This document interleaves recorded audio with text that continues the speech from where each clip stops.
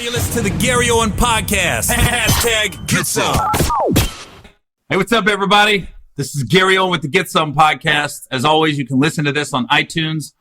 Just go to Gary Owen, hashtag Get Some, or go to YouTube, youtube.com/GaryOwenCom. This week, I'm in Houston, Texas, at the Improv in Houston. And then next week, I'm in Austin, Texas, at the Cap City Comedy Club. And December 30th and 31st, I am in Dallas with Grand Prairie at the theater. So I always tell people, just go to my website, GaryOwen.com, and that's where you can get all my my tour updates. My dad's here. Hello. The return of Gary Sr. He, God damn, the dude would not. Every time I talk to him, he goes, hey, when am I going to do a podcast? Yeah, man. We're going to do a podcast. So we got him on. He's back. Now, he was supposed to be out here in August, but I was doing this movie called Sudden Death. Well, Welcome to Sudden Death. It'll be out in June on Netflix. And my shooting schedule changed, and I couldn't switch it. So he had to cancel his trip. Yeah. And I didn't feel guilty because his plane ticket was $200 and he was on Frontier. Yeah, I still left a hole in my pocket. $200. But now you flew out United. Very nice airline. Direct. Yes. Cincinnati to San Francisco, direct flight. Yeah. And it was funny because we worked out the dates where you can come out and I'd be here for a couple days. And I told him, I was like, yo, I got this flight. It's a good price. It's direct. Damn good price. The times are good because, you're getting in first thing in the morning on Sunday and he's going to leave Wednesday afternoon. And when I found these flights, I was thinking rush hour, avoiding traffic. And also people don't take into account when you're flying East Coast to West Coast, you're getting 3 free hours. And if you got a layover, then you get here, you might be a little tired. And I was like, okay, with this type of flight, you're not leaving so early from Cincinnati in the morning. And then he landed like almost 10 a.m. Yep. We hit the ground running because you wasn't tired. Oh, no. It was perfect. We hit the ground running immediately. And I got a cousin that lives out in San Francisco named Rob. Yeah. And Rob went to Penn, smartest, probably one of the smartest guys I've ever known. Mm-hmm. His wife's smart too. Oh, yeah. And they got a little girl named Lily. Cute as can be, right? Rob, my cousin, only speaks Spanish to Lily. The mom speaks English. Lily's only 18 months old, but she doesn't know that her dad speaks English, even though Rob's as white as can be from the Midwest. Yep. So he speaks Spanish. The mom speaks English. Now, both Rob and his wife met at Penn. What does his wife do? She's a veterinarian. Yeah, so, yeah. So they're giants. Brilliant. Yeah. And so you got it's almost like when two superior athletes get together, their kid's probably going to be an athlete. Oh, yeah. Lily is 18 months old. I'm letting you know right now, she's going to be the valedictorian of her high school. Mm-hmm. She's going to go to an Ivy League college with no effort. She's smarter than me. Yeah. Already. And, yeah, she is. And me too. Yeah, cute as can be. And they don't have a TV. They don't have a TV in their, I think they got one in their room where Lily doesn't see it, but they don't have TVs around when she's around. They don't get on their phones when she's around. It's very just social interaction. Yeah. With other people. So they got their way they're raising her. I thank God for TV and my kids. My son was raised on the Wiggles. Yeah. Hot potato, hot potato. Oh, yeah. Hot potato, hot potato. Could you play it again? Oh, my gosh. My kid was raised on TV and iPads and all other stuff. I were too. Yeah. I'm like, wow. Yeah. But I guarantee you, Lily's going to be the valedictorian of her high school. She's so damn cute. Oh, she is God. Cute. Oh. And just hearing her speak Spanish to her dad and then English to her mom. Yeah. And goes back and forth. But that makes sense because when we were growing up, we didn't start taking Spanish till 9th grade. Yeah. Which is backwards. It is. You should start taking a foreign language immediately. Yeah, you should.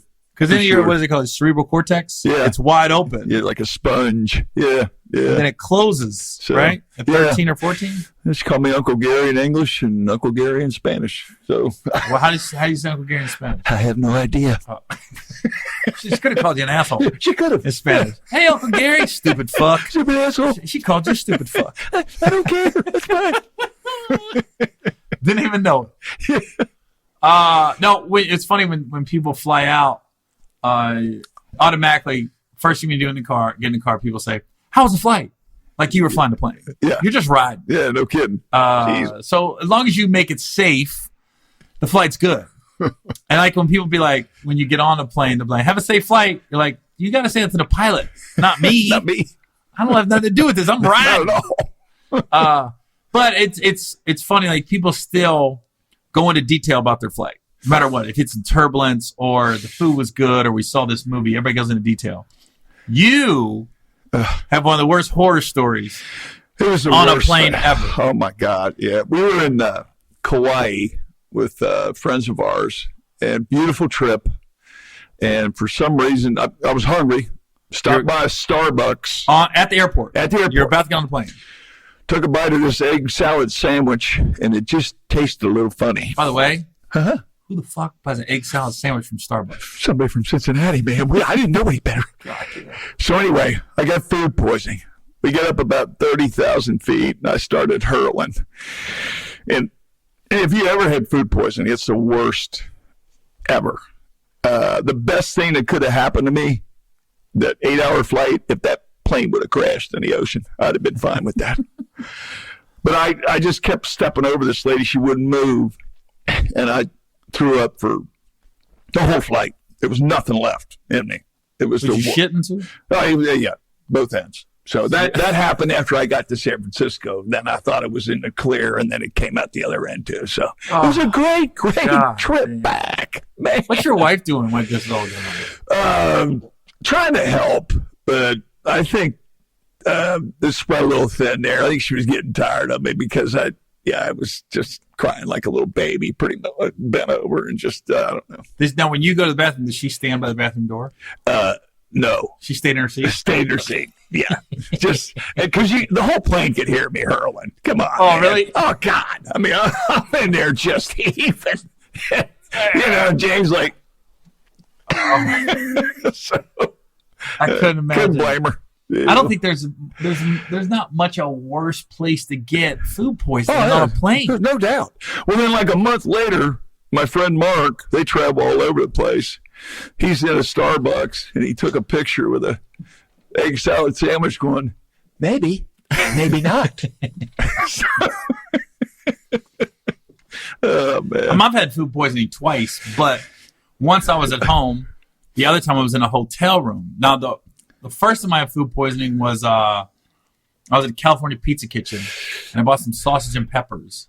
And it's weird. Like, I told Kenya the week before it happened, I was like, God, I can't remember last time I threw up. It's like God heard me. Like, oh, really? Yeah, we're gonna test you. It was the same thing, both ends. And to this day, I can't eat California pizza kitchen. I can't walk by it without the hairs on my arm sticking just up. smelling it. Yeah, And then nauseous. The other time I had food poisoning was 3 years ago.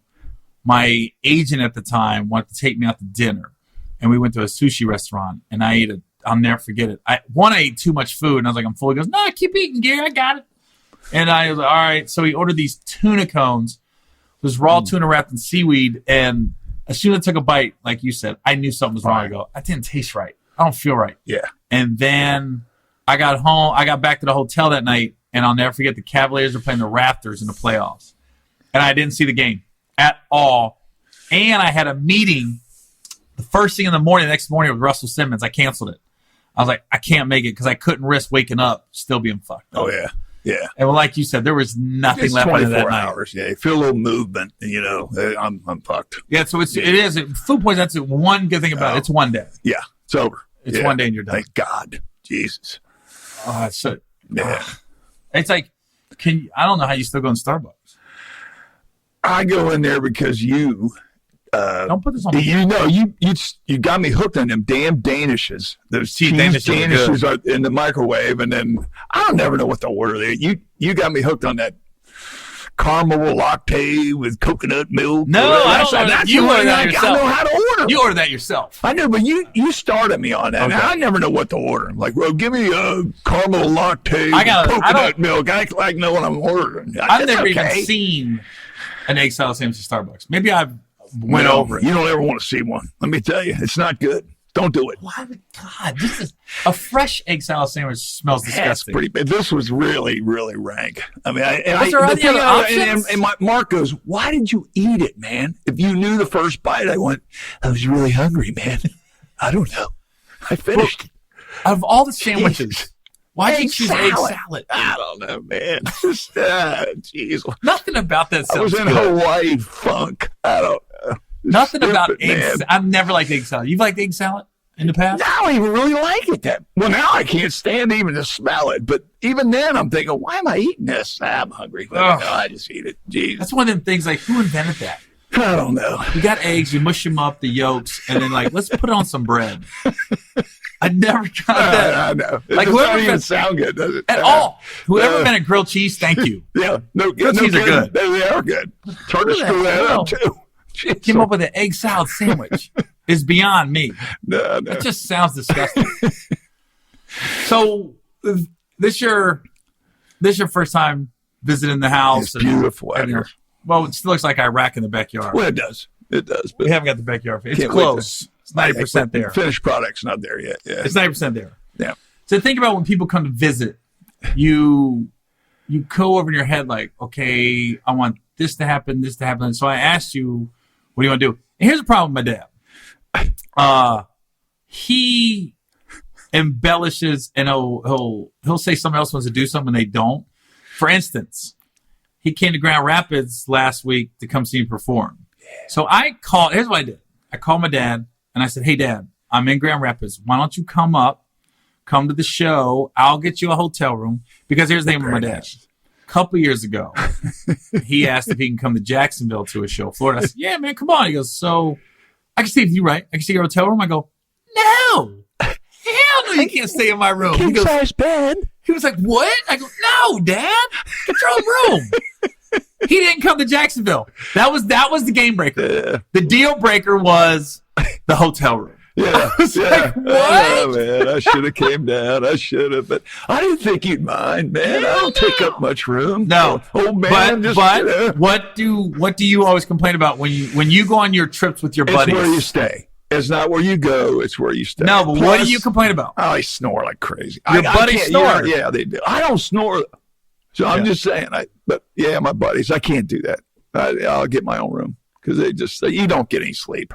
What's funny is you tell me about trips you take, and you'll be like, yeah, this guy, I didn't know he snored like that. Well, this guy, he goes, and this guy, I'm going to Atlanta with him, but the only problem is he snores. And I'm looking at him like, well, get your own fucking room. Yeah, you're right. You're absolutely right. Yeah. It's like, it's funny because, my opener, Say, he got about 6-7 months ago, we were in St. Louis, and he got there a day early. He messed up. I don't get this. Say's been working with me 4 years, and he cannot get his flights together to save his life. And so the hotel room we have from, I'm making this up, Wednesday to Sunday.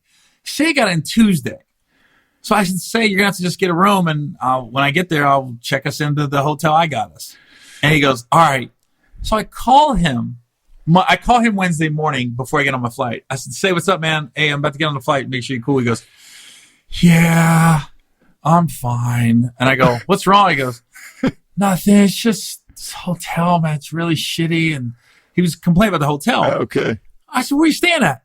It was like some shit I never heard of, like the Drawbridge Inn in Suites or some shit. Yeah. And I go, Dump. I looked it up. It was $55 a night. And I went, Say, what did you expect for a $50 hotel room? And I go, let me just ask you this. Why wouldn't you just spend $100 and stay at a decent hotel room? Then your mindset is different. Your vibe's different. You're productive. Because I was asking him to get me some flyers for the shows. Hey, man, do some flyers for this city and this city. All right. Well, the internet sucks at this hotel. And I go, why are you staying there? He was complaining about the cleaning staff and dirty. And then I go, just spend the extra $50. and stay in a decent hotel room. And then you wake up the next day, your whole mindset is different. It is. You're No just doubt. like, okay, everything's good. Instead of doing that, he stayed at a shithole. But it, like I said, it's all about where you stay, who you're with, things of that nature. Absolutely. Yep. But I think people get so caught up in saving a buck. Yep. Instead of just saying, you know what, it's $100. And honestly, when it's all said, you'll never miss that $100. No, I've learned my lesson big time. It's taken years and years, but I have. Yeah. Yeah. People complain about the roommate situation. Like, just get your own room. No shit. Yeah, you're right. Because you would say, every time I stay with this guy, I don't get any sleep. I go, so stop staying with him. No kidding, man. And I just, it took me a while for the light to come on. I'm like, hey, maybe I just spring for my own room. Yeah. Why not do that? Then you wake up refreshed. Yeah. Walk around your drawers. I mean, I'm a little broker, but I mean that's fine. I mean, it's worth the money. It really is. My God. So here's what I was getting. I got a little sidetracked. So I said, hey, Dad, why don't you come to Grand Rapids? Yeah. Come to the show, and then I'm going to come back to Cincy after Grand Rapids. I could just ride back with you, stay in my apartment in Cincy. Yeah. You're like, okay, that sounds good. And then I said, why don't you see if Kayla and Matt want to go, my sister and her husband? And you're like, because they live in Detroit. And you're like, all right. So, yeah, we're in. We're all coming. I said, great. I'll get the hotel.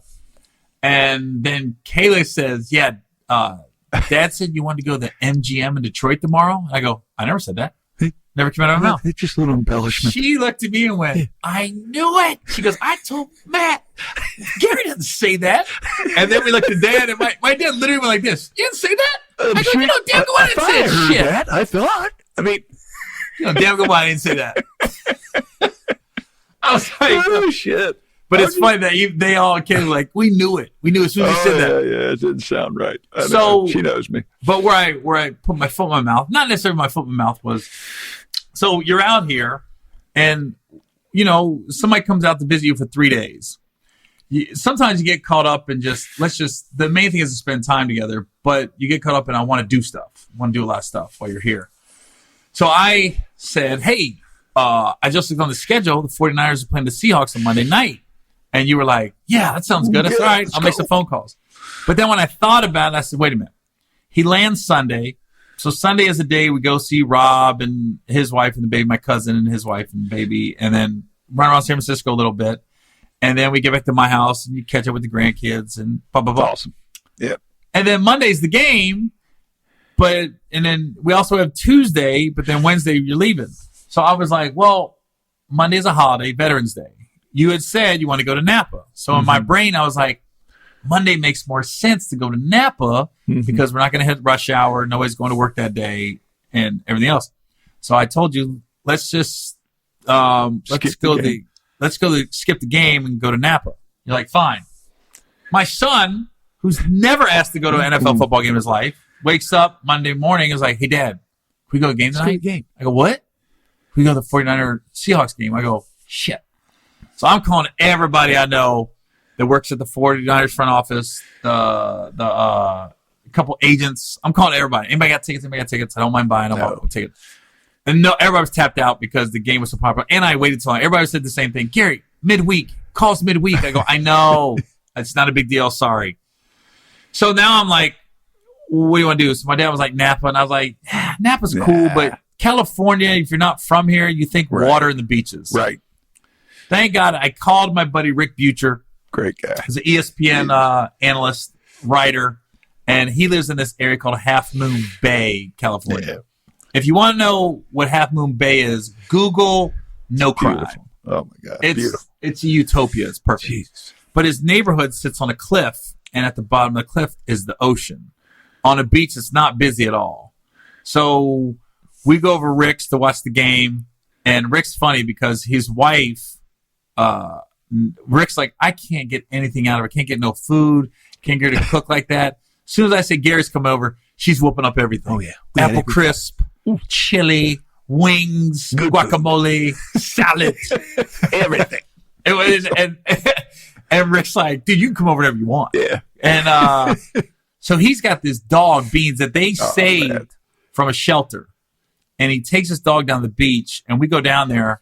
And at the beach, it was like our own private beach. Nobody was down there. We took a trail, and I didn't see no footprints. No. It was like we were the only ones. Just us. Yeah. And then Beans is like, could be the smartest dog I've ever seen in my life. Yeah. Rick's got a Frisbee. He'll throw it. Beans will go get it and then bring it back to you. And then if we throw it in the water, she'll go in the water. And then at some point, she got too sandy. She just jumped in the water and started swimming, like around in circles to clean herself off. Yeah. And then at one point, she took, like, it was low tide, so there was these big rocks, dark black rocks. They were beautiful. Yeah.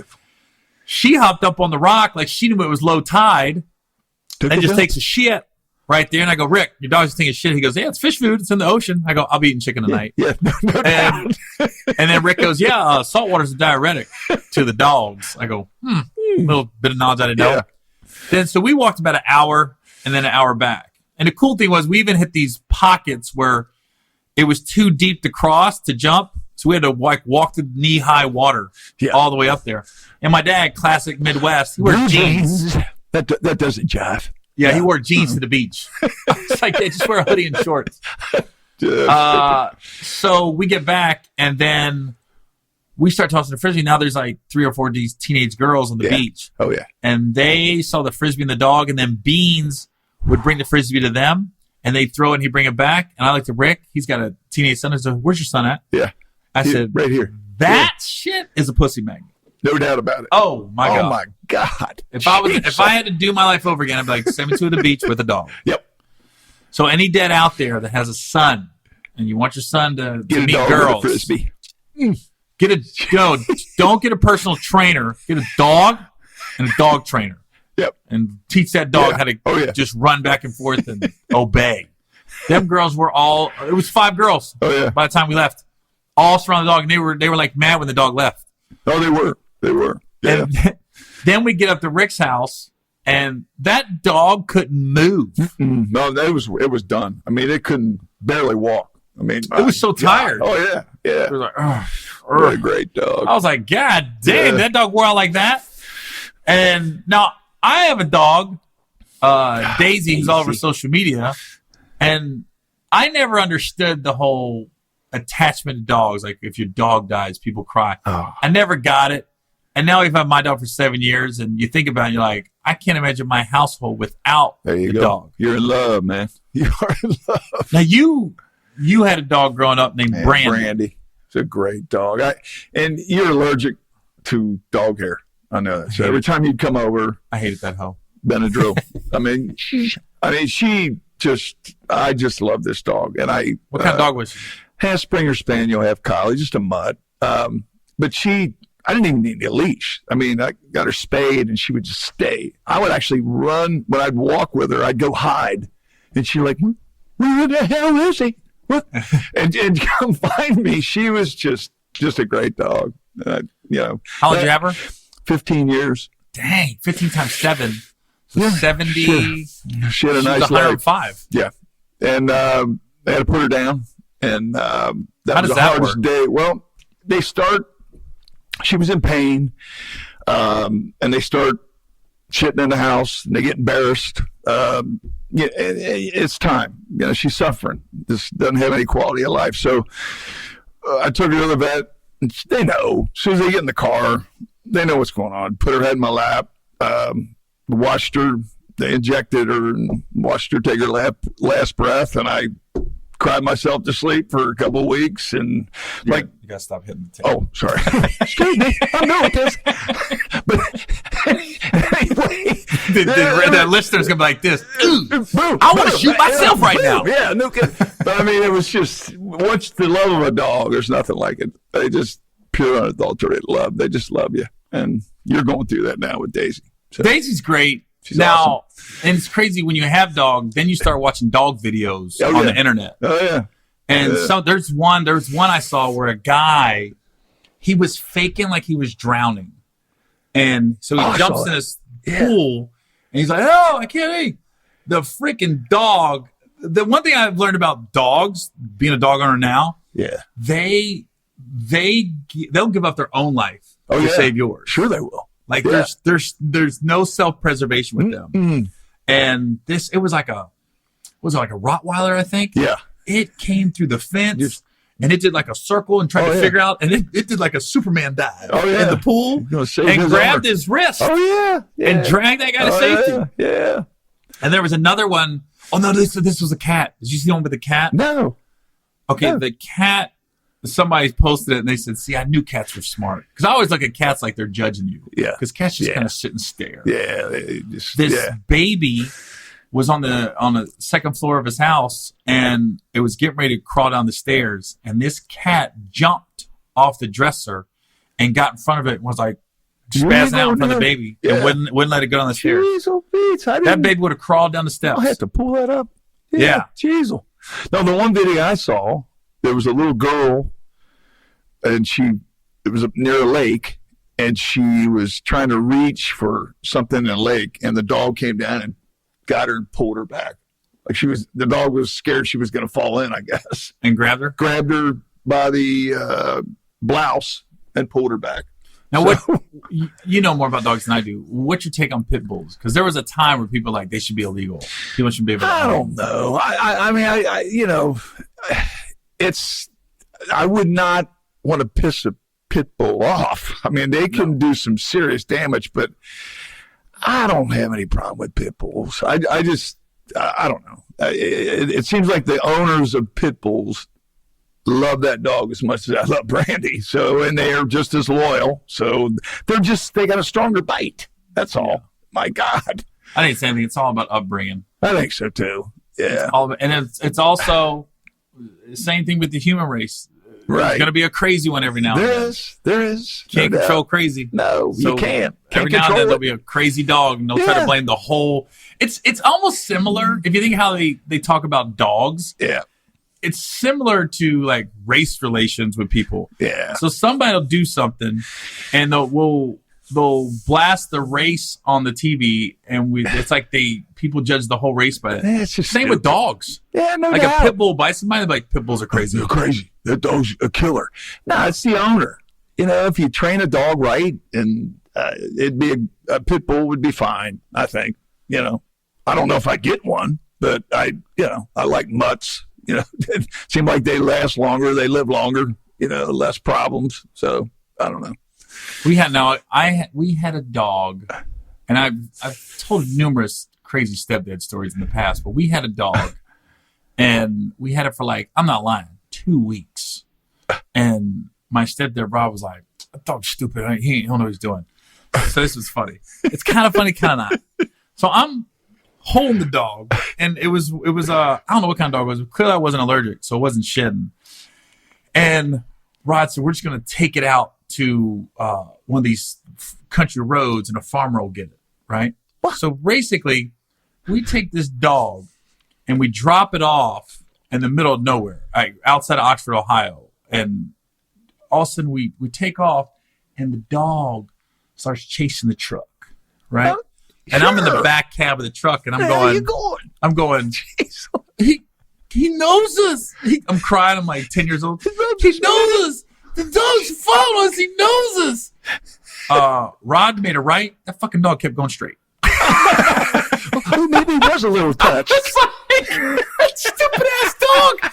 The last memory I have of that dog is it just running straight down the road. We made her. I thought the dog was chasing us. The dog just kept running. No. Chasing you. That stupid ass dog. I'm crying like, I knew he'd do it. There was some stupid ass dogs. I had a basset hound one time. I was with some girl and living with her, and she had a basset hound. I had Brandy, and raised that little basset hound. Puppies are adorable. It got older, and it's just too stupid to love, man. It sit there, and I had a cage. Stupid to love? It was just too damn stupid to love. It would piss right in front of you. Look at you like, fuck you. And we split up, and she goes, well, we're going to have to split the dogs up. I go, it's going to break my heart, but I guess you'll have to take Rex, the basset hound. It's going to kill me. I know, but I'll be all right. So she took the damn thing, thank God. God. Shit. Yeah, some dogs are stupid. Yeah, they are. Just like people. That's just true, like people. Yeah, no doubt. Make you feel like a mental giant. Yeah. That's why I can't ever go we got Daisy at a shelter, basically. I can't go to those things because you want to pick all the dogs. Oh, yeah. Because then you're looking like this. I said, how did you know? When I asked Kenya, she took the kids to go get it. I said, how did you know she was the one? And he goes, Daisy was in the back of the cage and was like not doing anything with the other ones and looked scared. And like we looked at it and Kenya goes, all she did was look up at us and that was it. That's it. Like she was like in the back like this and then looked up and they was like, that's the one. You made a good choice. And the other dogs were like at the front of the cage trying to get to it and stuff. And the funny about Rick, now Rick's dog Bean's the smartest dog on earth. We're talking to him and he said, yeah, when he got her from a shelter too. Mm-hmm. He saved him. Sorry, Bean's the guy. Saved him. And he said, yeah, the owners there was a litter of 7 and they named all 7 dogs after wine. It was like Chardonnay. Sauvignon. He goes, that's so Northern California. Ripple. I stay spumante. If that had been, hold on. If that had been a ghetto ass family from Oakland or something, yeah, what'd you name it? What? That's Mando. That's 2020. That's Hennessy. Yeah. That's Crown and Coke right there. Crown and Coke's the one, man. We love Crown and Coke. She a monster. Now that one right there, she's a little girl. We call her Martina. She's beautiful. So you came to see me in Grand Rapids. Yep. And I'm always curious, like, when I walk on stage as a dad, because Austin's gone up a few times in the past, and I'm nervous as shit when Austin hits the stage. I'm nervous. I mean, my daughter Kenny's been in school plays. I'm nervous to school plays. Sure. So when I go on stage, what goes through your brain? I mean, I'm hoping you don't bomb. Really? I am. I'm just being honest. I do like the interaction. I love watching people enjoying your comedy, and you killed it like you always do. But yeah, I mean, in the beginning when I saw you, I was worried. I was worried that maybe he was going to lay an egg or something. And you would never hear from me. But I mean, I worry. You know. Well, I'll tell you as a dad, you know, I do. The different reactions I've gotten between you and my stepdad was, here's the first time you saw me live, I think, was Columbus, Ohio. Oh, yeah. At a place called the Comedy Stop. I was with Dan. Yeah. My guy named Dan. Your brother-in-law. Yeah. Shithole club called the Comedy Stop. Yeah. The fucking owner put us in Section 8 apartments behind the club. It was just one of those. It's one of those stories I wouldn't change because now it's part of the horror stories that are coming up. Right. Because honestly, as a comedian, the horror stories are the good stories. Sure. Nobody wants to hear about. Yeah, so we was at the Ritz and the crowd was great. And we had steak afterwards. Yeah. That's boring. Comedians and people that like comedy, they want to hear the shit like, he was a Section 8 housing? Yeah. The guy ripped you off? Yeah, he sure did. Holy shit. Yeah. He pulled a gun on you? Yeah. Those are the great comedy stories. Yeah, that was a dump, man. But here's the difference between my real dad and my stepdad seeing me perform for the first time live. Now, my first time you saw me was this was before like cell phones and all this shit. I said, yeah, Dad, I'm doing stand up now. And you're like, really? And I put in a VHS tape of me in San Diego, and I stopped by this place called the 4th and B and did like 10 minutes, and my buddy taped it, and it was on VHS. And literally I ended the show. I go, hey, I just came out because I was trying to get a little pussy tonight. I ain't gonna lie. And you said, that was my favorite part of your act. Oh, it's awesome. When you said, I just came to get a little pussy tonight. It was so honest. Because when I first started, I was kind of clean, like really clean. So for me to say, I just can't get a little pussy tonight. I was living in San Diego. I was single before we started going nuts. And you said, that was my favorite part when you said that. Man. I died there. So I cursed, right? So my stepdad, who curses more than any man I've ever met in my life, he's like, hey, man, we're going to come to the show. I'm bringing your mom and your grandmother. You going to be cussing? I go, yeah, probably. That's what I do. All right. So I do my act. The next morning, I wake up and I'm talking to my mom about the act and everything. And this is the first time I think that was one of the first times I went back to my hometown, Oxford, Ohio, and I was going off on people in the audience, like not going off, but bagging on people, and that's an art form in itself for stand-up. It is. Oh my God. And most people know it's a joke. My stepdad didn't. So next morning, me and my mom were talking about my show the night before, and Rod wakes up, walks out, and goes, "Hey man, we got to talk. We got to talk." And I was like, "Okay." So he goes, how you go get on stage last night and talking about you like black girls? Da, da, da, da. He goes, and your mom, your grandmother's in the audience. You know they white. I go, I'm not trying to fuck them. No, man. No, I'm trying to get ass. I'm like, what are you talking about? Like, he took it personal. I was just like, oh my God. Fucking guy, Rockhead, man. Jeez, Louise. Unbelievable. It's just the difference in different. I don't know. The guy just is angry all the time. I don't want to get on. Let's change the subject. Oh, yeah. We don't want to go down that road. Nope. Yep. And even though the Bengals suck, I still like them better than my stepdad. They're a whole lot better. 0-9. It's just like, I don't think it's the worst. People are talking about the Bengals like it's the worst team. No, there's talent on this team. There is. Those mid-'90s teams were the worst teams. Yeah, they were. There was nothing on them teams. No. That was what? Gus Frerotte. I mean, everything we had bombed. What? Kajana Carter, he lasted a year. Well, Kajana Carter got hurt. He did. So he got kind of a raw deal. That's when you knew. I remember when the Bengals drafted Kajana Carter was at 94, 95. It was 95. Yeah. 94, they drafted Big Daddy Wilkinson from Ohio State. Mm-hmm. 95, they drafted Kajana Carter. Right. And Kajana Carter was the unanimous number one, without a doubt, dominated Penn State. Right. We thought he was going to change the franchise. Right. It's like the first preseason game towards ACL. I went, yeah, that was it. No way this is happening. Yeah. Unbelievable. Just cursed. I mean, I don't know what we can do. I have no idea. We'll just keep following them. I mean, that's my team, so we'll just keep, there's nobody going. There's nobody going to games. Think about, Bengals could have Lamar Jackson right now. Easy. Oh, man. Patrick Mahomes. What a stud. Easy. Unbelievable. I We just keep fucking up, man. We really do with the drafts, despite ourselves. Hell, we made the playoffs there, 4 years in a row? 5 years in a row. They had never won a playoff game. But at least we had talent enough to make it to the playoffs. Just, that was it. Who's your all-time favorite Cincinnati Bengal? It's probably Boomer Esiason. Boomer? Really? Well, I'd say Boomer and then Kenny Anderson. Those were really good teams, the two Super Bowl teams. The two teams that Joe Montana was the Bengals killer. The two Super Bowls we were in, you know. I hated Joe Montana until I met him. And he was the coolest dude on the planet. Jesus. And I was like, it took the sting I don't know why they away a little bit. Every time I watch, when they show highlights of the Super Bowls and they highlight Joe Montana, it's always that pass to John Taylor.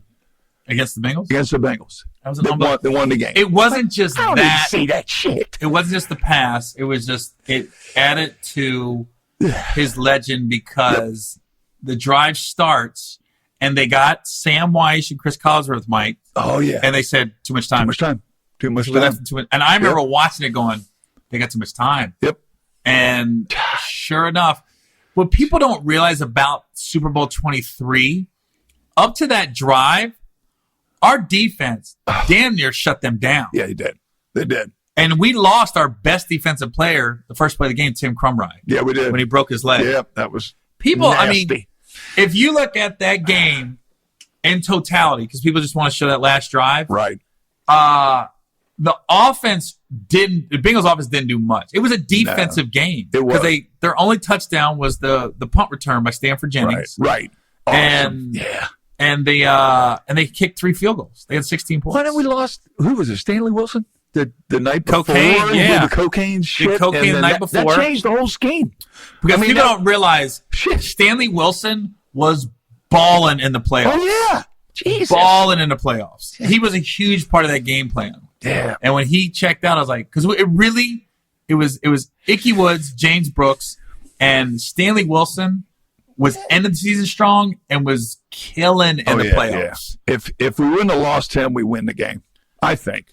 I mean, it just. And Crumry, man. Crumry was a pro. He was killed him. All pro. Yep. And everything just and the fact that we still had the lead with a minute and a half left. And too much time for one of the best quarterbacks ever. Yeah. And then also Montana comes in the huddle and says, "Is that John Candy?" Yeah. In the front row. He's pretty loose. That just lets you know he's locked in. Yeah, he is. To the playoffs. No, that was a fun game, even though we lost. But never recovered. We've never been the same. No, never have. Well, you've never seen a championship team. I have. I mean, when the Reds won in 1990. No, I was in high school in 90. You're right. That's right. What are you talking about? I'm sorry. Yeah. That's the last time we won anything. 1990. Shit. Yeah, I'm trying to think. The Bearcats went to the Final Four. That late 80s to like 93 was a glorious time to be a Cincinnati sports fan. Big time. Because the Bengals went to the Super Bowl. The Reds win the World Series. The Bearcats go to the Final Four. Yeah. I mean, it was awesome. And the Bearcats was terrible till Bob Huggins got there. That's right. Laughing stocks. Played nothing but defense. And then everybody remembers when Kenyon Martin broke his leg. But that was like 2000. That was 2000. But yeah, that was the best team. Oh my God, that was going to be a championship team. Yeah, I think they were by far the best team in the NCAA that year. And he broke his leg, and I was like, like it's like we're cursed. Yeah. I don't know what it is, man. Yeah. I don't know what it is. I can't change allegiances.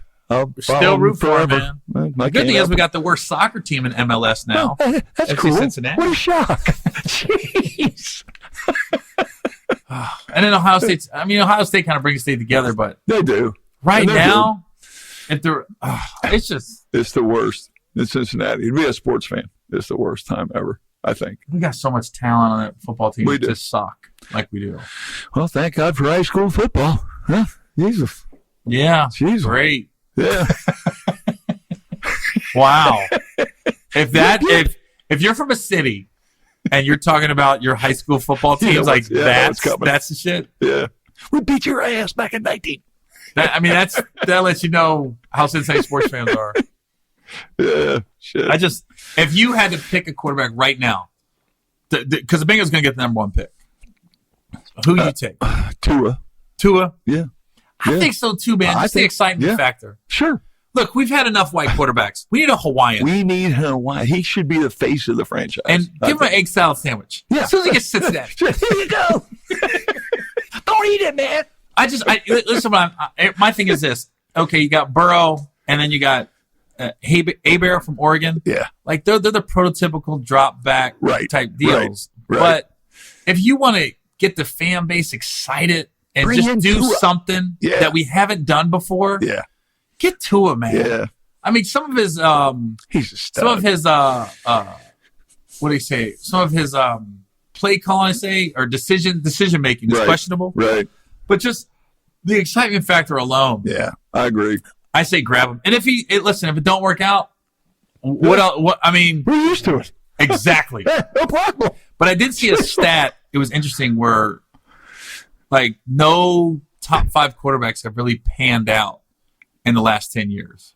Like, I'm talking about 1 through 5, because Mahomes was like the 10th pick. Yeah. Lamar Jackson was like the 28th pick or something. Yeah. We could have had talking about top 5. Like, Winston hasn't really panned out. Mariota hasn't really panned out. Stafford, somewhat, not really. Mm-hmm. Who's the guy who got the last one with a real big contract from Detroit? What's his name? Not Matthew Stafford. It was he was from Oklahoma. Yeah. I know you're right. It came out with Tebow. Yeah. What the hell was his name? Damn it. You don't know his name either? Nah, let me Google. He's like a backup. He was Minnesota's backup. Yeah. What the fuck is that guy? Now it's going to drive me crazy. Yeah. I got to look it up. Real quick. Damn it. He came in Oklahoma, won the Heisman. You're not talking about Johnny Manziel. He's Texas A&M. Texas A&M. No, he was a bust. God damn it. What's that guy's name? Why are you looking at my phone, Dad? I'm sorry. Stand by. Stand by. Oklahoma quarterback Heisman. God damn it. Oh, you won the Heisman? Yeah. Not Baker. Sam Bradford. There you go. Number 1 pick. Kind of a bust. I'm like, so it worries me about these top 5 pick quarterbacks. But at the same time, at some point, You got to pick a quarterback. well, at some point, the streak's going to be broken. One of these quarterbacks is going to pan out in the top 5. I agree. Because next year's draft, I mean, the Dolphins are taking a quarterback. The Bengals are taking a quarterback. That's for sure. The Jets aren't. Yeah. I'm looking at the worst teams. Those two, Dolphins and Bengals are definitely taking a quarterback. Yeah. The LSU quarterback or Tua, one of those. Or that two. Oregon one. Or the Oregon guy. I mean, We just don't watch a lot of Oregon football. Yeah, I don't know. And the tackle we drafted, I'm sure he'll work out fine, but he gets hurt the first day and Jonah Williams? Yeah, unbelievable. I don't think nothing changes until the ownership changes. I couldn't agree more. That's it. He could care less. He don't about give the a fan shit. base. He's up here taking a nap during a game, I think. It's awful. Jeez. I still like him better than my stepdad, Rod. Wow, we get back to that again. It just sucks because when you see like living up here now, you see the excitement for the Raiders or the 49ers. Sure. Like I lived in San Diego when the Chargers went to the Super Bowl. I lived in DC when the Redskins went to the Super Bowl.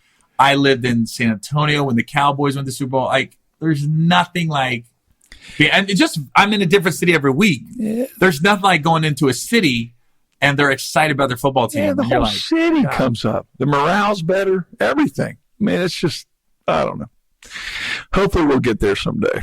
I think we will, you know. Well, Carson Palmer wrote that article, and he basically laid it out there. He goes, look, I went to the front office. I told him this is what we need. This is what I need to continue these playoff runs, be successful. And they like disregard him. He goes, I'm out. Yeah. I can't do this. Can't blame him. He was a stud, too, big time. Yeah. And he basically said the Bengals would have to win in spite of the ownership. Yep. And they did. I mean, it really did with the playoff runs. They had a decent squad. They went 8-0 a couple times. Oh, but like you said, we got lucky with draft picks. We It was did. all Whitworth was a great draft pick. Andy Dalton was good. How you let him AJ go? Green was good. Jesus. It was just a run of good drafts, and the last couple of years have been a run of terrible drafts. Oh yeah, yeah. I always get excited around July. There's a guy I talk about. His name's Zim Hude. I follow him on Instagram and everything else. He calls it. The guy lives in Baltimore, but he's a huge Bengals fan. But everything he says pans out. I've never seen nothing like it. He said it last draft. He goes, Lamar. Get Lamar Jackson. Yep. He changes the fan base. He changes the franchise. He's exciting. He goes, get him. Stop worrying about if he runs too much. The guy knows what he's doing. All he does is play football his whole life. Yeah. His mom was his coach. His mom used to go in the backyard and hit with him, put on pads. God, he's fun to watch. He goes, all that guy does is play football. Jeez. He goes, and he's going to quarterback when in a position elevates the rest of the team. Mm-hmm. And then I'm watching the Seattle game Monday night, and Seattle doesn't have the best offensive line, but Russell Wilson just makes plays behind He sure does. And I can't believe we could have had Lamar Jackson. Yeah, we could have. Could have had Mahomes. We could have had Mahomes. No, the Chiefs picked Mahomes right after us. Oh, okay. So we had the 9th pick. They had the 10th pick. All right. No, we could have had him. We could have had him. That's what I'm saying. I don't. How do you miss that? I don't get it. Jeez. Fuckers. Assholes. Mahomes, and then I'll tell you who's probably kicking themselves in the ass, though, is the Bears. The Bears traded up to get Mitchell Trubisky instead of Patrick Mahomes. He's bad. He's terrible. He's not very good. No. He's an Ohio guy, too. Well, we like the running back, David Montgomery. That's a Cincinnati boy. Yeah, kid. I mean, yeah. But he's a great kid. Great kid. Great family. Now, you know, David Montgomery, you know, your best friend, Larry. Yeah. His sister was AD for the high school that David went to. And Mount Healthy High School in Cincinnati, right? And his dad, David Montgomery's dad, took care of my dad in the hospital when my dad was dying. And that's the connection, because he said, you got to come watch my son play. You got to come watch my son play. But you said David Montgomery still texts Tina, right? That's her name, right? Tina? Oh, yeah, Tina. Yeah, he still texts her all the time because he signed with the Bears. And, you know. Did he buy a Ford Explorer? Yeah, he did. Pulled up, and all the other teammates like, what are you doing? He's like, that's my first car. I've never had a car before. Yeah. So he's just a great kid. He really is. Great family. And then you should, even after the games, whether it's good or bad, whether it's a great game or I'm frustrated, he still texts Tina. He sure does. Yeah. And that was his athletic director, right? Yeah. And he came to a Mount Healthy game this year. On their bye week. Yeah. He came and just showed up, and Tina and her husband were there. I was going to go to that game and missed it. And he just showed up to see Tina, pretty much. He's a nice guy. He really is. Yeah. And you helped out with that whole team when they played Talawanda. I mean, you bought the team dinner. No, this is what my dad did. This is classic my dad. So my high school the name is Talawanda High School in Oxford, Ohio. So every year, the boosters always contact me, and I pay for one game. I get the team dinner, and this particular game, Talawanda's playing Mount Healthy. Now, Mount Healthy is a lower income, urban, aka predominantly black high school. Yeah, and so I'm telling my dad, I buy Talawanda's team dinner. Somehow, my dad tells Tina that I'm going to buy Mount Healthy's team dinner also. Well, and I went, I didn't say that. Why not? That never came out of my mouth. So now I'm getting all these messages on Facebook. Thank you so much for getting the team dinner this week for Mount Healthy. Man. And I'm going, what the fuck is this shit? I call my dad, go, why am I getting all these messages? He goes, I might have fucked up. You might have to buy dinner for that team. And I'm looking at my dad like, motherfucker, you should be going half. It's half your fault. Should wrote a check. That's why I don't feel guilty. That's why I don't feel guilty about the Frontier airline. No shit. You should. No, eat that $200. I was like, but anyway, you came through. I did. I bought both teams dinner, and the funniest thing about it is Talawanda's coach was very particular on what they should eat. He goes, no, we need salads, pasta, nothing fried, da-da-da. Mount Healthy's coach went, I don't give a fuck what you buy. Just anything. We don't care. So Talawanda got salad and pasta and chicken. Mount Healthy got Jimmy John's with chips. And so I offered Jimmy John's first to Talawanda, and the coach is like, next, he goes, no, I get what the coach is saying. I want to carb up, eat healthy, get some greens, and I get it. Mount Healthy goes like, half these kids ain't eating sometimes. No, they don't. He goes, so we're happy with whatever. So I bought Mount Healthy Jimmy John's. Talawanda passed the Jimmy John's, and Mount Healthy beat the shit out of my alma mater that night. And I go, well, them chips didn't affect them brothers. Hell no.